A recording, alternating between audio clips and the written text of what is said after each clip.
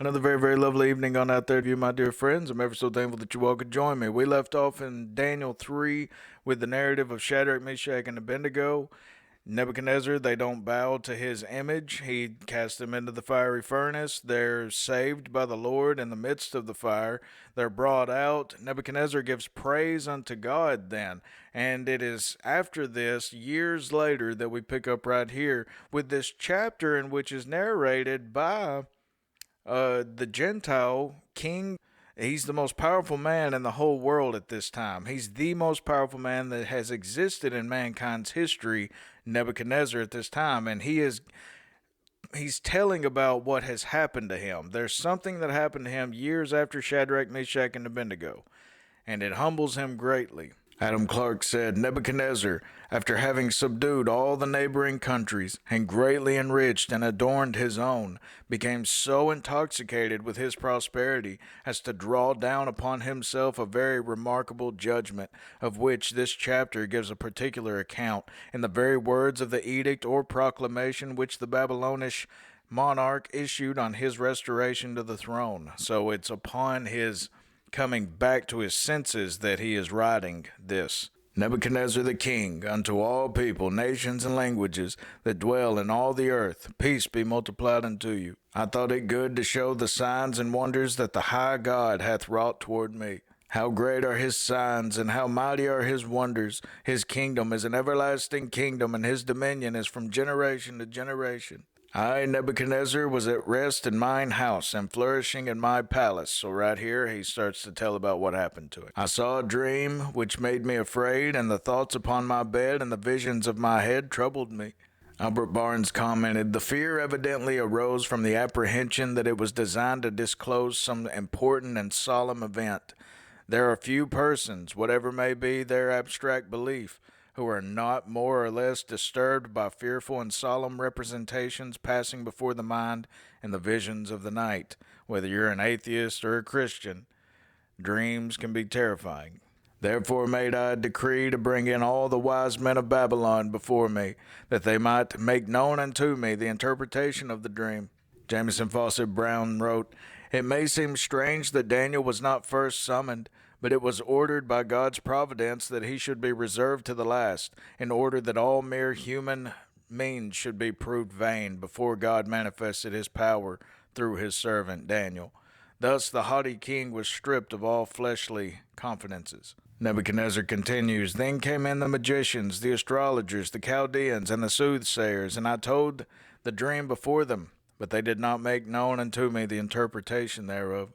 But at last Daniel came in before me, whose name was Belteshazzar, according to the name of my God, and in whom the spirit of the holy gods.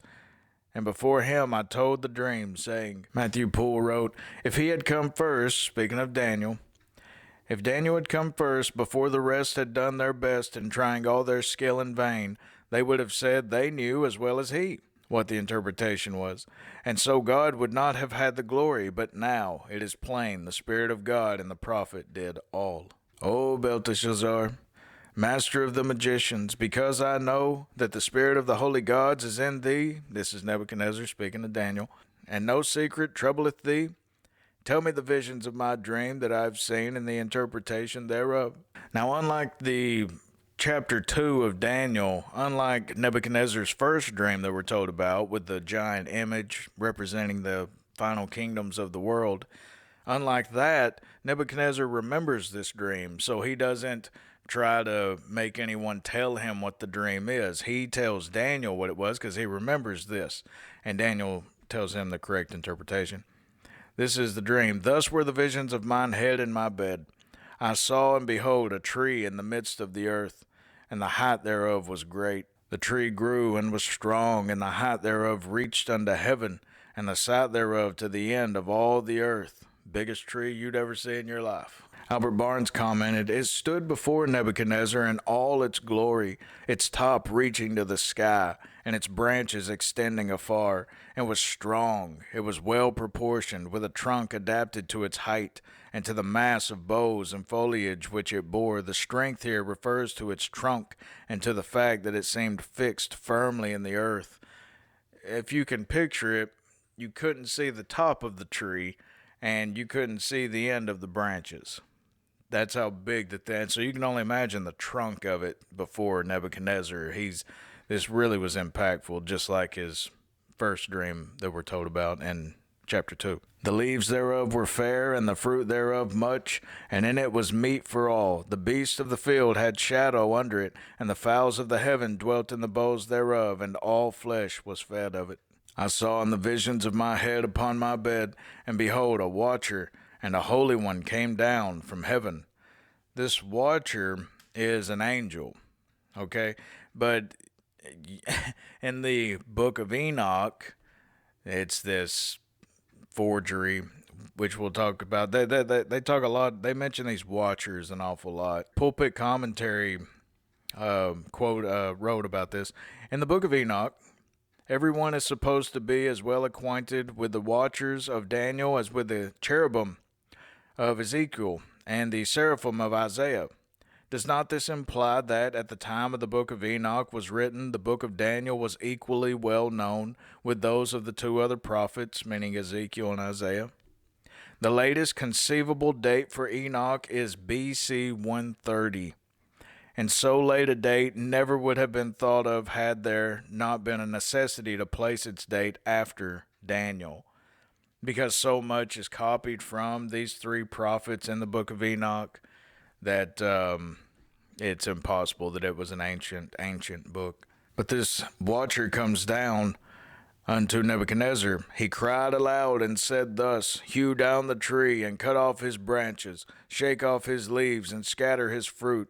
Let the beasts get away from under it, and the fowls from under his branches. Nevertheless, leave the stump of his roots in the earth, even with a band of iron and brass, in the tender grass of the field, and let it be wet with the dew of heaven, and let his portion be with the beast and the grass of the earth. Now this tree represents Nebuchadnezzar himself, and how great of a king that he is, but now it's being cut down, and it's being told, let this iron, like brass, this loop be placed around it, let the dew fall on it, let everything scatter from it. It's losing all of its authority and power. Let his heart be changed from man's, and let a beast heart be given unto him, and let 7 times pass over him. Now, speaking on this brass hoop put around the trunk, the base of the trunk, once that it's cut down, there's this brass placed around it. Albert Barnes comments, either in the form of a hoop placed around the top of the stump, preserved it from being opened or cracked by the heat of the sun, so as to emit moisture which would rot it, or around the roots to bind it together, with the hope that it would grow again, or it may refer to a railing or enclosure of iron or brass to keep it from being plowed or dug up as worthless. In either case, it would be guarded with the hope that a tree so valuable might spring up again.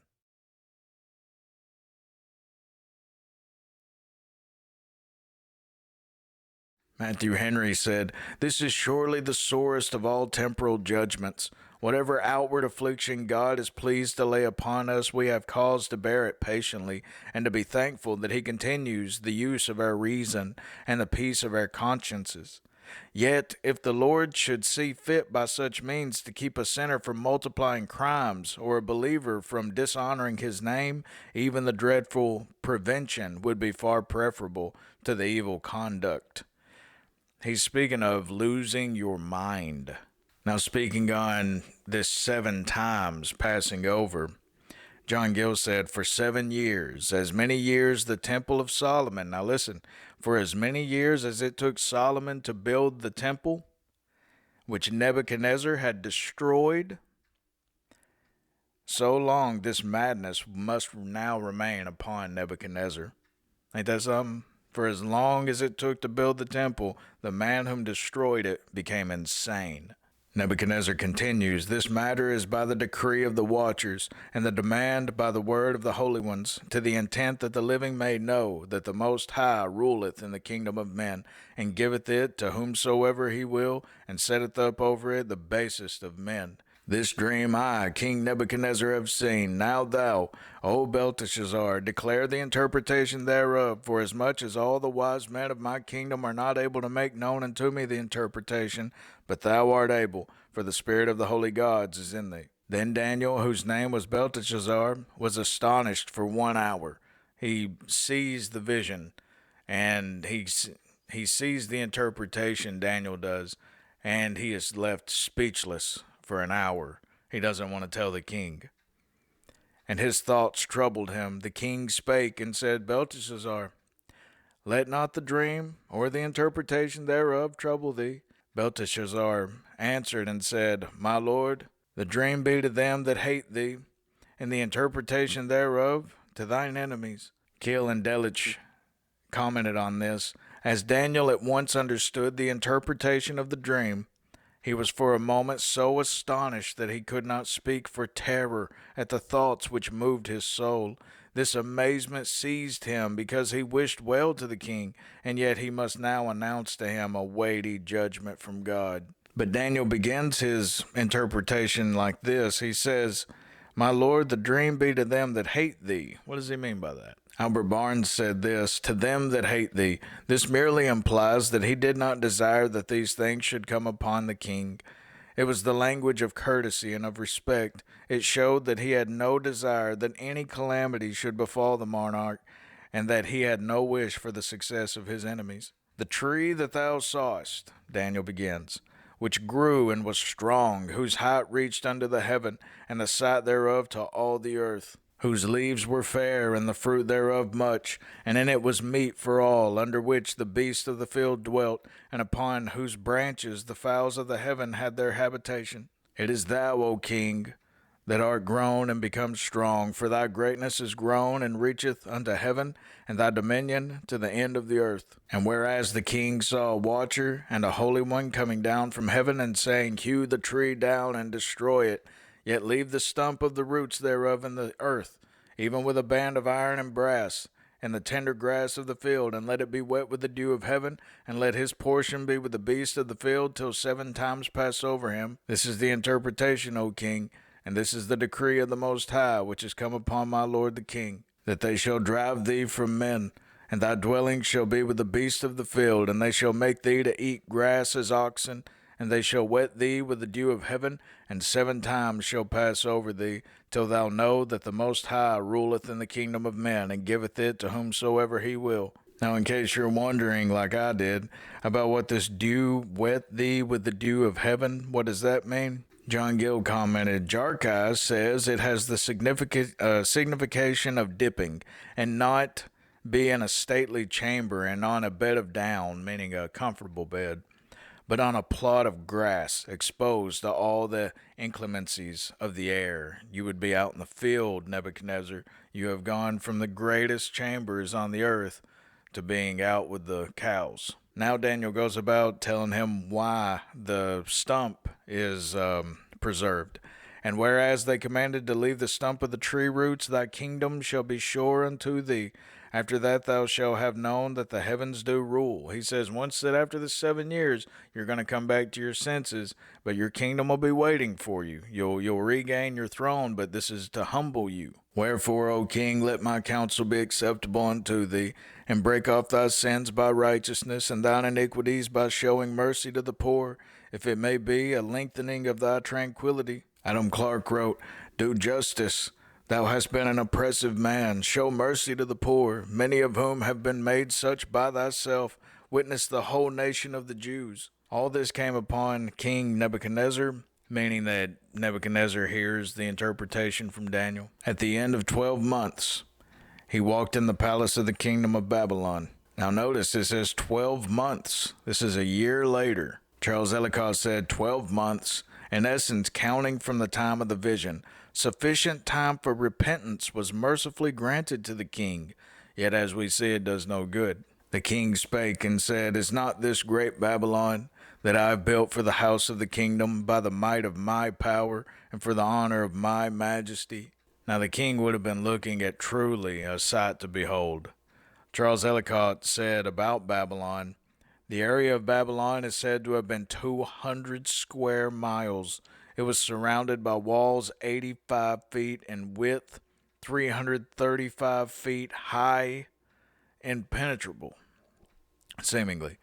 In these were brazen gates leading to various terraces which faced the river Euphrates. Within the walls, the city was laid out in smaller towns, separated from each other by parks and plantations and gardens. In fact, it is stated that corn sufficient for the whole population could be grown within the walls. That's how vast. This would have been like a sea of buildings that he was looking at. And what he was seeing was something like this. This is artist renderings of ancient Babylon back then. As you can see, it's just truly a sight to behold. And even on the outside, you can see streams going, and I mean, just woods and just beautiful. And the enormous structures that Nebuchadnezzar had built were just monumental. Even one of the great ancient wonders of the world was built by Nebuchadnezzar, which was the Hanging Gardens of Babylon. As you can see right here, it's one of the ancient wonders of the world. And the architect Nebuchadnezzar. So Nebuchadnezzar, he's boastful. Look at all this that I've built. He's thinking that he's done it all. While the word was in the king's mouth, there fell a voice from heaven, saying, O King Nebuchadnezzar, to thee it is spoken, the kingdom is departed from thee. This would have been very frightening. And they shall drive thee from men, and thy dwelling shall be with the beasts of the field. They shall make thee to eat grass as oxen, and 7 times shall pass over thee 7 years.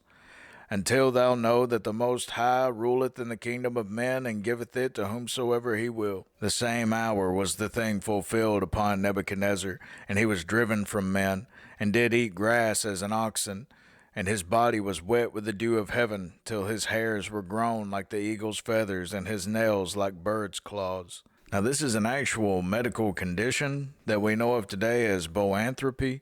It's where someone actually is so delusional that they believe themselves to be an ox or a cow. They go about, they eat grass, they even roam with the cows. Now, he would have been naked this whole time. It's completely at the mercy of the elements. But it also says that his fingernails grow, his toenails grow, and his hair grows out. He's just the wildest looking thing. But I did look up, how long do fingernails grow in a year? Toenails grow slower than fingernails, but our fingernails grow by about 1.5 inches per year. And if you go 7 years into that, you get about 10 inches long. But with my reckoning, he was clawing at the ground and everything. So his nails probably look something like this. He'd have been, you just wouldn't have wanted to be around him. Now, this is for 7 years he lived like this. Not 7 days, not 7 weeks, not 7 months. Years. This is a long time to spend out in the field with cattle. And at the end of the days, I, Nebuchadnezzar, lifted up mine eyes unto heaven, and mine understanding returned unto me, and I blessed the Most High, and I praised and honored him that liveth forever, whose dominion is an everlasting dominion, and his kingdom is from generation to generation. And all the inhabitants of the earth are reputed as nothing, and he doeth according to his will in the army of heaven, and among the inhabitants of the earth, and none can stay his hand, or say unto him, What doest thou? At the same time my reason returned unto me, and for the glory of my kingdom mine honor and brightness returned unto me, and my counselors and my lords sought unto me, and I was established in my kingdom, and excellent majesty was added unto me. Now I, Nebuchadnezzar, praise and extol and honor the King of heaven. Just listen to this language. He speaks like King David or something. Now I, Nebuchadnezzar, praise and extol and honor the King of heaven, and all whose works are truth, and his ways judgments, and those that walk in pride he is able to abase. John Gill commented on this very last narrative that we read of King Nebuchadnezzar. Perhaps respect is had to Nebuchadnezzar himself, not to his person, as Sadiah, who says he was short and low of stature. That's what some of the ancient writers said about Nebuchadnezzar, that he was short.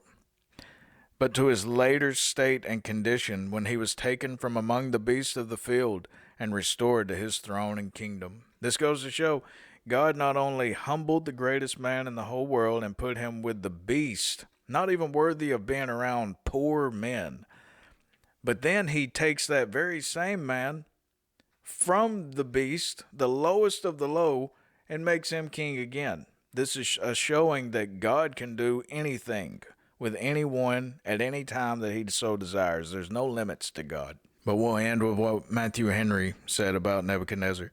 There can be no reasonable doubt that Nebuchadnezzar was a true penitent, that he truly repented, and an accepted believer. It is thought that he did not live more than a year after his restoration.